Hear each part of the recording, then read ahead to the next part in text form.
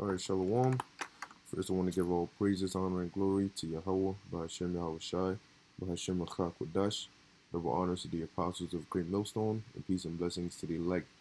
Real quick, this article, all right, concerning the this whole Venezuela crisis, which seems to be escalating more and more. All right, and this was published today around, let's say, 9:18. Okay, it says Venezuela crisis, U.S. threats, border tensions, and humanitarian aid provocations. So it says white while the White House is applying maximum pressure on Maduro to force humanitarian convoys into Venezuela, Juan Guaido sneaked into a concert in Colombia in hopes of returning to his supporters with a shipment of U.S. aid. The U.S.-backed self-proclaimed leader of Venezuela, set February 23rd as his flashpoint date for a showdown with the government of President Nicolas Maduro over foreign humanitarian aid, which has been stockpiled in Colombia, Brazil, and Curacao. Maduro refused to allow the opposition to get hold of the U.S. cargo, and with the military on his side, sealed borders with neighboring countries. U.S. mounts pressure on Maduro and Venezuelan military, and and see the U.S. man, they have a reputation of doing that. Okay, they don't care about the so-called betterment of that country, because even the civilians and the military, they all saying nah, they with Maduro. So why is the U.S. so hell bent, all right, on getting him out of power, all right, and having their controlled opposition in there?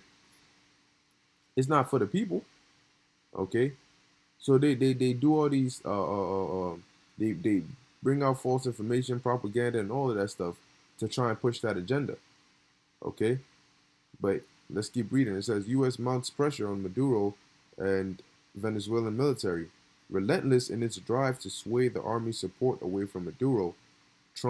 Donald Trump's administration has reportedly threatened to deport the relatives of any Venezuelan officers if they follow their government's orders. What does that sound like? Why is the U.S. so hell bent, all right, on having its fingers in Venezuela? You know, and like I said, it's not in the name of helping the people there. All right, it's for their own agenda. So it says harm the following their government's orders, harm the opposition or prevent the aid from entering Venezuela. Earlier this week, Trump issued an ultimatum to Venezuela's military, urging them to join the U.S.-led effort to depose Maduro or to suffer consequences. Washington has never ruled out the possibility of using military force to reinstate democracy in Venezuela, and the U.S. National Security Advisor John Bolton abruptly canceled his trip to South Korea just ahead of Donald Trump's planned meeting with Kim Jong un. According to Bolton's spokesperson, the notorious hawk will instead keep a close eye on Venezuela from Washington, alongside the special U.S. Envoy for Venezuela, Elliot Abrams, who by coincidence is known for running guns under the guise of humanitarian aid for the Contras of Nicaragua. You see? So yeah, more than likely they are trying to just they go under the guise of aid when really they, it's not a surprise if they have weapons in there that they're trying to get into the hands of the quote unquote opposition. So it says Washington denies using aid as a decoy. After another U.S. Air Force plane landed in Colombia on Friday afternoon, the State Department rushed to dismiss as preposterous any rumors that it was carrying anything else but humanitarian aid. Yet Moscow believes the U.S. is preparing a sizable weapons shipment for Venezuelan opposition in early March. According to FM spokeswoman Maria Zakharova, the armaments likely to be purchased in an Eastern European country could include large caliber machine guns, grenade launchers, assault rifles, and portable anti-aircraft rocket systems. That's some heavy artillery. Okay, all for what? So it says Guaido sneaks into Colombia for humanitarian aid concert. In violation of the travel ban, Guaido arrived in Colombia to attend a fundraising concert bankrolled by the British billionaire Richard Branson. Besides massive cheers from the crowd, the 35-year-old opposition uh, politician was greeted by presidents of Colombia, Chile, and Paraguay. Yet the show was purely humanitarian in its nature and without any political agenda, the organizers claimed. Guaido reportedly plans to stay in the border town of Cucuta to personally lead the aid caravan across the border into Venezuela on Saturday. It says, so this thing is getting more intense, man. All right, but we can only wait and see. All right, what direction the Most High has us going. Okay, but we know ultimately, man, that Third World War is really gonna be heated. All right, around the Middle East with Russia, Iran, and the U.S., man. But some way, somehow, man. All right, because Russia's already talking about their missiles. Okay, and sending threats because the Most High is what? He's putting that spirit back in them. You know, he's putting the hooks back in Gog and Magog and turning them around, stirring up that warlike spirit.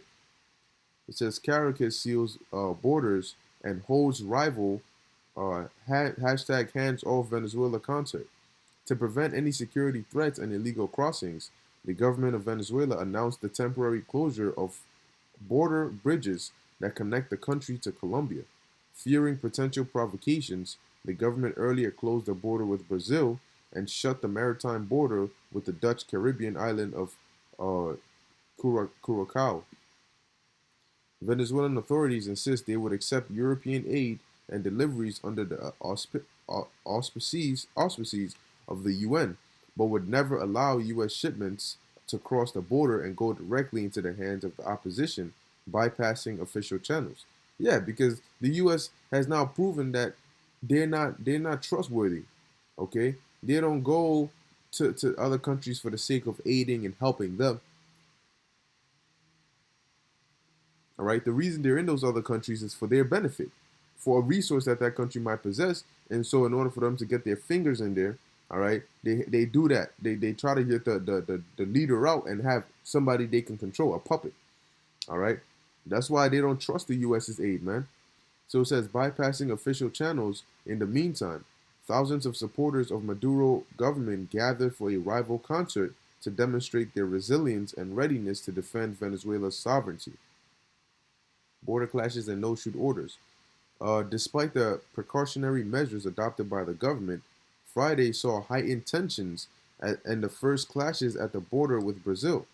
At least two people were allegedly killed and over a dozen others injured in the town of Cumaracapé during skirmishes with security forces. Yet the government was quick to dismiss the opposition's accusations that soldiers used live fire against civilians. It says here what happened has nothing to do with the versions that have circulated.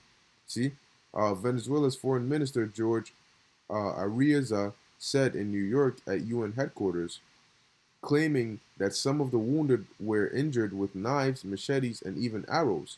Maduro would never give orders to shoot unarmed people, the foreign minister insisted, accusing the opposition of following U.S. regime change script and seeking to provoke the armed forces into clashes. All right. So, like we said, the U.S. has a history of it. There's nothing new. They're just trying to do it again. They're trying to rinse and repeat, but this time they're having a little trouble. Okay. So we're gonna see what happens. All right, and see just how far this thing goes, man. Okay, but hey, we're in that time, man. All you hear, all right, is just tensions here, left and right.